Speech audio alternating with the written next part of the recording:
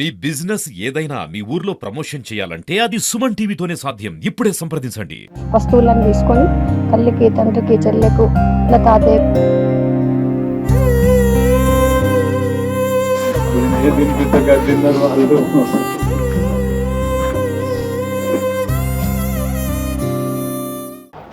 Welcome to Suman TV Warangal. మనం జనగామ జిల్లా మల్కాపూర్ అనే గ్రామంలో ఉన్నాం. చిల్పూర్ మండలం. ఇక్కడ ఒక విషాద వాతావరణం చోటు చేసుకుంది ఒక గ్రామంలో. నిజానికి ఆ విషాదాన్ని వర్ణించడానికి మాటలు కూడా రావు. ఎందుకంటే వారిని పరామర్శించలేని మాటలు కూడా మనకు కరువయ్యాయి. తోకల రుతిక్ రెడ్డి అని జర్మనీలో 2 రోజుల క్రితం ఒక అగ్ని ప్రమాదంలో మరణించాడని మనకు తెలిసింది. దానివల్ల వారి కుటుంబాన్ని పరామర్శించడానికి వచ్చాం. సంపత్ రెడ్డి, కరుణ దంపతులు వారు ఒక ప్రైవేట్ పాఠశాలలో కొద్ది రోజులు నడిపారు. వ్యవసాయ కుటుంబం, చిన్న దిగువ మధ్యతరగతి కుటుంబం. అటువంటి కుటుంబంలో చివరకు ఎన్నో ఆశలు పెట్టుకున్న రుతిక్ రెడ్డి 2.5 సంవత్సరాల క్రితం 2023లో జర్మనీకి వెళ్లారు విద్యాభ్యాసం కోసం. ఎంఎస్ విజయవంతంగా పూర్తి చేశారు. చేసిన తర్వాత ఒక 3 నెలల క్రితం నుంచి పార్ట్ టైం జాబ్ కూడా చేస్తున్నారు. ఎంత విషాదకరమైన వార్త ఏమిటంటే ఆయన ఈ నెల 13వ తేదీన తన స్వగ్రామమైన మల్కాపూర్ రావడానికి, అంటే వరంగల్ ప్రాంతానికి, హైదరాబాద్కి రావడానికి ఆయన టికెట్ కూడా బుక్ చేసుకున్నాడు. టికెట్ బుక్ చేసుకోవడం కాకుండా ఒక 20 రోజులు ఉండటానికి మళ్ళీ రిటర్న్ టికెట్ కూడా బుక్ చేసుకున్నాడు. ఆయనకు ఒక చెల్లె ఉంది, బీ ఫార్మసీ చదువుతుంది వరంగల్లోని కళాశాలలో. అటువంటి రుతిక్ రెడ్డి ఒక అగ్ని ప్రమాదంలో 3వ అంతస్తులో ప్రమాదవశాత్తు కాలిపోయాడనేది వార్తలు వచ్చాయి. జర్మనీ ఎంబసీ నుంచి ఈ వార్తలు వినవచ్చిన వెంటనే ఆ కుటుంబం అంతా కూడా తీవ్రమైన విషాదంలో కుప్పకూలిపోయింది. ఇటువంటి పరిస్థితిలో గ్రామస్తులంతా కూడా దాదాపు ఆ ఇంటి వద్దే ఉన్నారు గత 2 రోజులుగా. అన్నిటికంటే తీవ్రంగా కలిచివేసే సంఘటన ఏమిటంటే అక్కడ ఎంబసీ నియమ నిబంధనల ప్రకారం, అక్కడ ఉన్న ఫార్మాలిటీస్ ప్రకారం కళాశాలలకు క్రిస్మస్ సెలవులు ఉండటం వల్ల దాదాపు ఇంకొక 3-4 డేస్ ఖచ్చితంగా పట్టే అవకాశం ఉంది బాడీ రావడానికి. దీంతో చాలామంది వరంగల్ ఎంపీ కడియం కావ్య ఇంతకుముందే ఆ కుటుంబాన్ని పరామర్శించారు. స్థానిక ప్రజాప్రతినిధులు కావచ్చు, చాలామంది నాయకులు, వివిధ ప్రాంతాలకు చెందిన వారు, వారి బంధువులు, స్నేహితులు, శ్రేయోభిలాషులు, రుతిక్ రెడ్డి స్నేహితులంతా కూడా దాదాపు ఆ ఇంటి వద్దే ఉన్నారు. రుతిక్ రెడ్డి కుటుంబాన్ని పరామర్శించడానికి వచ్చిన వాళ్ళందరిలో ప్రతి వాళ్ళలో కూడా విషాద వాతావరణం చోటు చేసుకుంది. ఎందుకంటే మల్కాపూర్లోనే 10th క్లాస్ వరకు చదివిన రుతిక్ రెడ్డి మంచి చదువులో చాలా జెమ్స్. తర్వాత ఇంటర్మీడియట్ నారాయణ కళాశాలలో ఫ్రీ సీట్లో చదివాడు. డిగ్రీ తర్వాత బీటెక్ కూడా వాగ్దేవి కళాశాలలో చదివాడు. అక్కడ మంచి కళాశాల ప్రోత్సాహంతో ఉన్నత చదువులు, మంచి నాలెడ్జ్తో ఫ్రీ సీట్లు సంపాదించాడు. ఆ తర్వాత క్యాంపస్ ఇంటర్వ్యూలో కూడా ఆయన మంచి ప్రతిభను కనపరిచాడు. తర్వాత క్యాంపస్ ఇంటర్వ్యూ తర్వాత ఎంఎస్ ఏదైతే పూర్తయిందో ఒక 3 నెలల క్రితమే పార్ట్ టైం జాబ్ కూడా సంపాదించాడు. 3 నెలల నుంచి కూడా ఈ కార్యక్రమంలో ఉన్నాడు. ఇటువంటి పరిస్థితులలో ఏదైతే అగ్ని ప్రమాదంలో ఆహుతయ్యాడనే వార్త ఆ కుటుంబాన్ని తీవ్ర విషాదంలో ముంచెత్తింది. మనం చాలామందిని, అంటే స్థానిక సర్పంచ్ కావచ్చు, సర్పంచ్ వాళ్ళ కుటుంబీకులు కావచ్చు, తర్వాత గ్రామస్తులు చాలామందిని కూడా పరామర్శించాం. ఎవరిని అడిగినా కూడా, ఎవరిని పలకరించినా కూడా ఆ కుటుంబం పట్ల చాలామందికి గౌరవం, మర్యాద, అభిమానం, వాటితో పాటు రుతిక్ రెడ్డి అంటే కూడా అభిమానం ఉంది. అటువంటి రుతిక్ రెడ్డి కుటుంబాన్ని చాలామంది పరామర్శించడానికి కూడా వస్తున్నారు. నిజానికి చెట్టంతా ఎదిగిన కొడుకు మరికొద్ది రోజుల్లో తమ ఆర్థిక బాధల నుంచి కావచ్చు, తమ కుటుంబానికి అండగా ఉంటాడని భావించిన పరిస్థితులలో ఇటువంటి విషాద వాతావరణంలోకి నెట్టేయాల్సిన పరిస్థితి ఏర్పడడం అనేది ఆ కుటుంబంలో తీవ్ర విషాదంలో ముంచెత్తింది. 23లో ఎంఎస్ అయిపోయింది. ఇప్పుడు ఎంఎస్ అయిపోయి 6 మంత్ అవుతుంది. ఎంఎస్ అయిపోయి గ్రేట్. చదువులో కూడా బాగుండేదని చెప్తున్నారు సార్ వాళ్ళు. సూపర్. నా కొడుకు చదువు విషయంలో ఎడ్యుకేషన్ ఫీల్డ్ కాబట్టి నాకు ఒక్క రోజు కూడా ఒక్క మార్కు తక్కువ వచ్చినోడు కాదు నా కొడుకు. మంచిగా పాస్ అయ్యిండు అన్నిట్లల్లో. నా కొడుకు మంచిగా పాస్ అయితేనే వాళ్ళు నారాయణ కాలేజీలో నాకు ఫ్రీ సీట్ ఇచ్చి చదివించారు. ఇంటర్మీడియట్లో వాగ్దేవ్ ఆయన కూడా నాకు మంచిగా సహకరించిండు. ఆ సార్ కూడా దేవేందర్ రెడ్డి సార్ మంచి సపోర్ట్ చేసిండు నాకు. నీ కొడుకు నా కొడుకు ఏరే నారా అన్నాడు. నేను అప్పుడు మండల్ ప్రెసిడెంట్ ఉన్న బీజేపీకి. నీ కొడుకు నా కొడుకు ఏరేనారా, నేను మంచిగా చూసుకుంటా పో అన్నాడు. నీకేం భయం లేదు రైడా అని చెప్పి నా కొడుకు ఎన్నడు ఒక్క రిమార్క్ చెప్పలేదు. ఎవరు ఒక్క రిమార్క్ రాలేదు. మంచిగా సౌమ్యుడు నా కొడుకు, అందరితో కలివిడి ఉండేటోడు. ఇట్లయితుందని అనుకోలేదు. తక్కువ మాట్లాడినా కూడా అందరితో ఉండేది. అసలు ఊర్లో అసలు కనబడు తక్కువ. కాలేజ్ ఏందో ఇల్లేందో అంతే.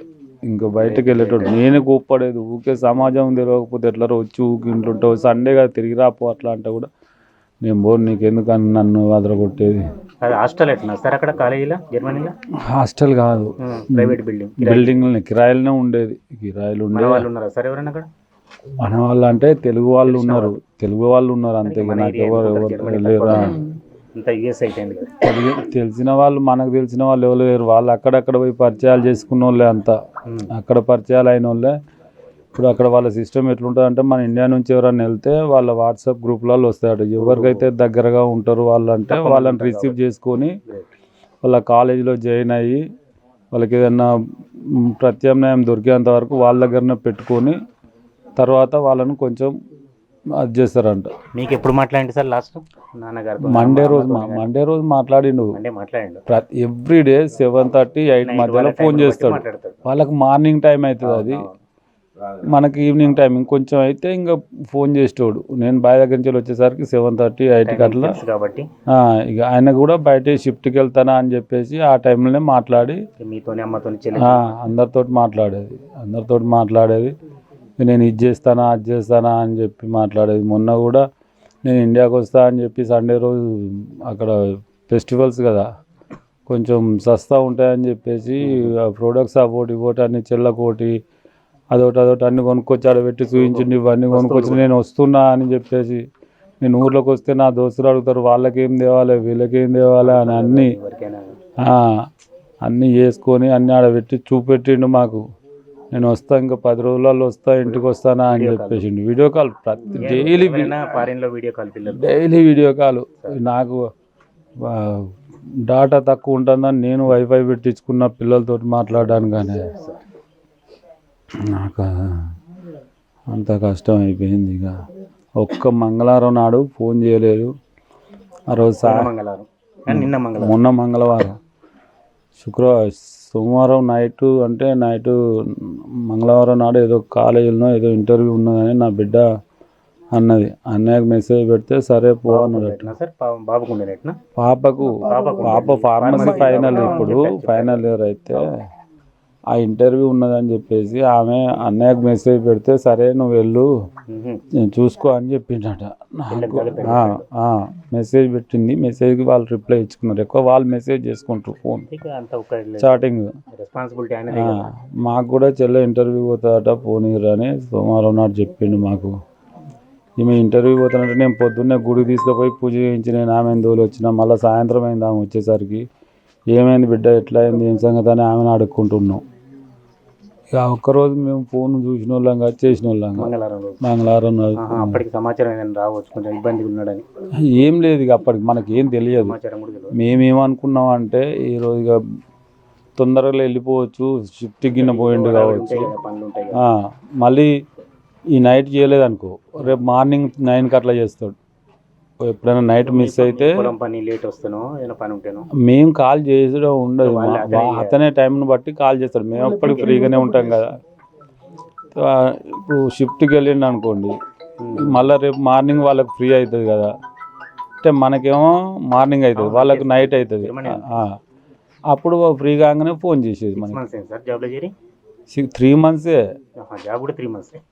జూన్లోనేమో ఆయన ఎంఎస్ అయిపోయింది. ఆయనకు సర్టిఫికేట్స్ అవన్నీ తీసుకునే వరకు ఇంకొక 3 months పట్టింది. అప్లై చేసిండు. నేను దసరాకు వస్తా అని ప్రిపేర్ అయ్యిండు. దసరాకు టికెట్ వేసుకున్నాడు.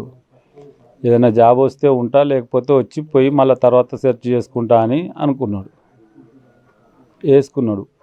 ఇక నేను 15వ తారీఖు వస్తా అంటే 12వ తారీఖు నాడు కాల్ లెటర్ వచ్చింది. నాకు జాబ్ వచ్చింది డాడీ అని చెప్పేసి జాయిన్ అవుతానా వస్తలేను అని అన్నాడు. అక్టోబరు, నవంబరు, డిసెంబర్ 3 నెలలు ఆయన. ఇప్పుడు 10 నెలల రోజుల కోసం వచ్చా అన్నాడా సార్? 20 రోజులు. 13వ తారీఖు అంటే నేను మళ్ళీ 2nd పోతా అని అన్నాడు. 2nd, 3rd రిటర్న్ బుక్ చేసుకున్నాడు. 2వ తారీఖు అన్నా 3వ తారీఖు అన్నా నేను వెళ్ళిపోతా. ఈ లోపల మనం స్టార్టింగ్లో దేవుళ్ళకి అవి మొక్కున్నాం కదా, వచ్చినాం కానీ దేవుళ్ళు తిరుగుదాం, సమ్మక్క జాతర వరకు వేములవాడ పోదాం, యాదగిరిగుట్ట పోదాం, అటు తిరుపతి పోయొద్దాం డాడీ అని చెప్తే సరతి బిడ్డ నువ్వు వచ్చినాక అన్నిటికి పోయేద్దాము, మా మమ్మీ మొక్కులు ఉన్నాయి నా మొక్కులు ఉన్నాయి అంటే సరతి అని అనుకున్నాం. ఈ లోపలనే ఇప్పుడే పోయి చెప్తాను ఆయన. మీరు టీచరు, అందరికి చెప్పగలిగిన వాళ్ళు, ఆయనకి ఎక్కడో దగ్గర చిన్న గాయాలతో అయినా వస్తాడని, ఇంతమంది ఆశీస్సులతో వస్తాడనే అనుకుందాం అందరం. ఖచ్చితంగా అందరు ఆశీస్సులు ఉన్నాయి, మీ అభిమానం మీ ప్రేమ ఉంది, వస్తాడని ఖచ్చితంగా. నాకు లేదు ఇక రావాలనే కోరుకుంటాను. నాకు ఎప్పుడు మాట్లాడిస్తే నాకే ఇబ్బంది. దీనిలో చేస్తారా? ఇంటర్మీడియట్ లో ఒకటే రూమ్మేట్స్. నాకు వాడు చాలా దగ్గర. అసలు ఆ విషయం తెలిసినప్పటి నుంచి అసలు మనసు పడతలేదు అంకల్. అంతే అంతే చాలా అందరికీ మైండ్ బ్లోయింగ్ లాగానే అయిపోయింది. ఇక్కడ ఉన్న వాళ్ళంతా విలేజ్ అంతా ఇక్కడే ఉన్నారు దాదాపు. ఎట్లా నీకు రెగ్యులర్గా టచ్లో ఉంటాడా ఫోన్లో? నాకు రెగ్యులర్ గా టచ్ లో ఉంటాడు. నాకు చెప్పిండు కూడా అంకల్ వస్తున్నా అని, ఇంటికి వస్తున్నా నేను అని, ఇంటికి వెళ్తున్నా తొందరలో అని. ఏముండే జాబ్ తర్వాత ఫ్యూచర్ ప్లాన్స్ ఏముండే ఋత్విక్? నాకు ప్రజెంట్ అయితే పార్ట్ టైం చేస్తున్నా అని చెప్పాడు. తర్వాత జాబ్స్ గురించి మేము ఎప్పుడు డిస్కస్ చేయలేదు, ఎందుకంటే స్టడీస్ గ్రాడ్యుయేషన్ అయినప్పుడు చెప్పాడు గ్రాడ్యుయేట్ అవుతున్నా అని. లైక్ ఫర్దర్ గా ప్రొసీడ్ అవ్వాలి, వీసాస్ ప్లాన్ చేస్తున్నా అని చెప్పిండు.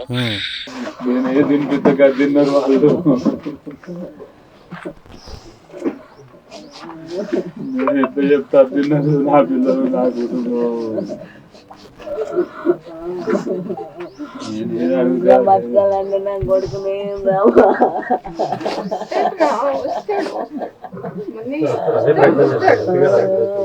నీ కొడుకును వంటేసేటప్పుడు ఎట్లా చేసినావు నువ్వు? ఉట్టిగానే పోయిందా? నేనే బుక్ చేసుకున్నాడమ్మా. ఇంకా 10 రోజులు అయితే నా కొడుకు వచ్చు.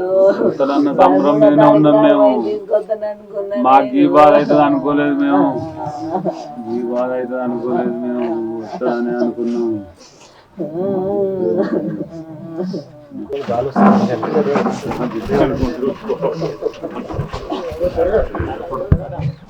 ప్రచారం చేసుకుంటుంది నాతో తిరిగిన నాకు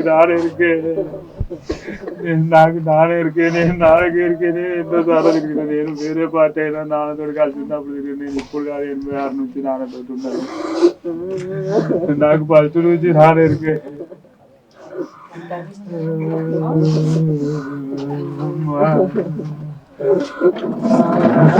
నా కొడుకుని తొందర తెచ్చే ప్రయత్నం చేయమ్మా.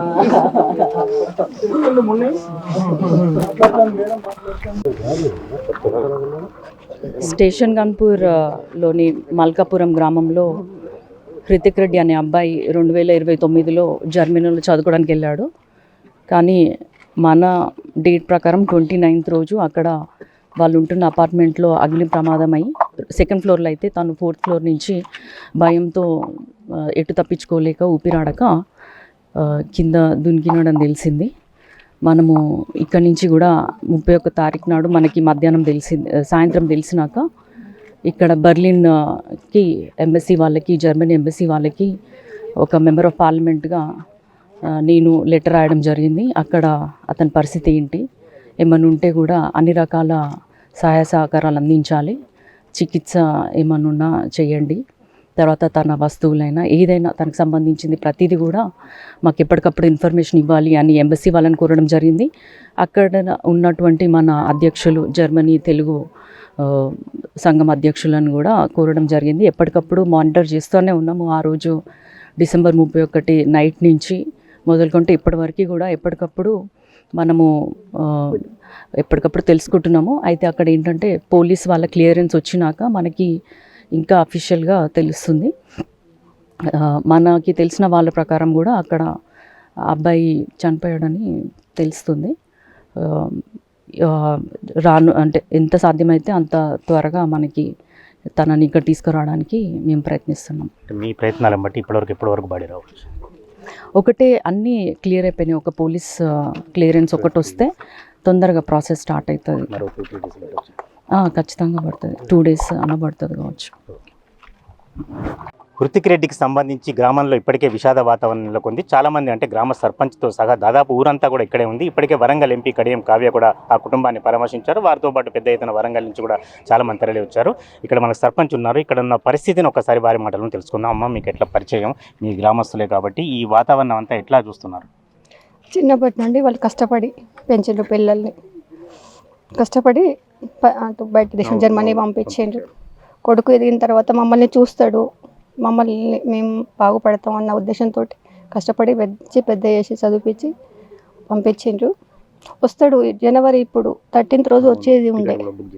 టికెట్ బుక్ చేసుకుంటే అన్ని ప్యాకేజీలు అంతా అయిపోయింది. ఎవరికి ఏం కావాలి అని అన్ని వస్తువులన్నీ తీసుకొని తల్లికి, తండ్రికి, చెల్లెకు ఇలా తాతయ్యకు అందరికీ ఎవరికేం కావాలని అడిగి మరీ తెలుసుకొని అన్ని ప్యాకేజ్ చేసుకున్నాడు పాపం. మీరు చిన్నప్పటి నుంచి చూసేది కదా, ఎట్లా ఉండేది వృత్తికి చదువులో చదువులో ఇన్వాల్వ్మెంట్ కానీ? చదువు బాగా చదివేది అబ్బాయి. స్కూల్ వరకు ఇక్కడ చదివాడా? 10th క్లాస్ వరకు? ఇది మాట్లాడలేకపోతుంది. పర్లేదు అన్న, ఇక్కడ 10th క్లాస్ వరకు ఇక్కడ చదివాడా? ఎట్లా అందరితో మంచి ఇన్వాల్వ్ అయ్యేదా? అందరితో బాగానే ఉండేది. మా క్లాస్మేట్ వాళ్ళ ఫాదర్ నా క్లాస్మేట్. వాళ్ళ ఫాదర్ సంపత్ రెడ్డి నా క్లాస్మేట్. వాళ్ళ అత్తగారు ఇక్కడే, వాళ్ళది అత్తయ్య గారు ఇక్కడికి వచ్చిండు. వాళ్ళది వెంకటాపేట పక్కన నుంచి ఇక్కడికి వచ్చి క్రాస్ రోడ్ అంచెలు వచ్చి ఇక్కడ సెటిల్ అయింది. ఇక్కడ వచ్చి కనీసం ఒక 25 years అవుతుంది. బాగానే ఉండి అందరితోటి బాగా స్కూల్ నడిపిండి. ఇక్కడ విజ్ఞాన భారతి అని స్కూల్ నడిపేది బాగానే ఉండేది. ఇద్దరు ఫస్ట్ ఇప్పటి వరకు కూడా వాళ్ళ కొడుకు బిడ్డ ఇద్దరు ఫస్ట్ క్లాస్. ఇప్పటికి ఫస్ట్ నుంచి ఇప్పటి వరకు ఎడ్యుకేషన్లో నెంబర్ 1. అదే పాపం వాళ్ళ ఆర్థిక పరిస్థితి కూడా కొంచెం కొడుకు మీద ఎక్కువ ఆశలు పెట్టి. అవును. ఇట్లా గ్రామాల్లో అంతా కూడా ఇప్పుడు అంతా ఊరంతా కూడా ఇక్కడే ఉన్నది. అంటే ఈ గ్రామాల్లోనే సహజమే, కానీ ఇంకా మీ అంతా బాగా ఇన్వాల్వ్ అయ్యారు. అవును. 3 రోజుల నుంచి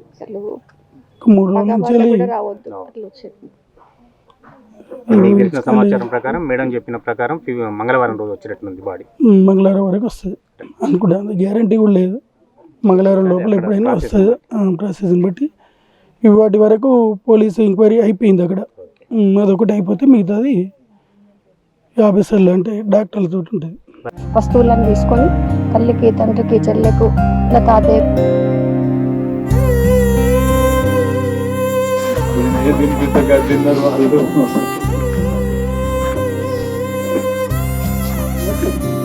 చెప్తారు.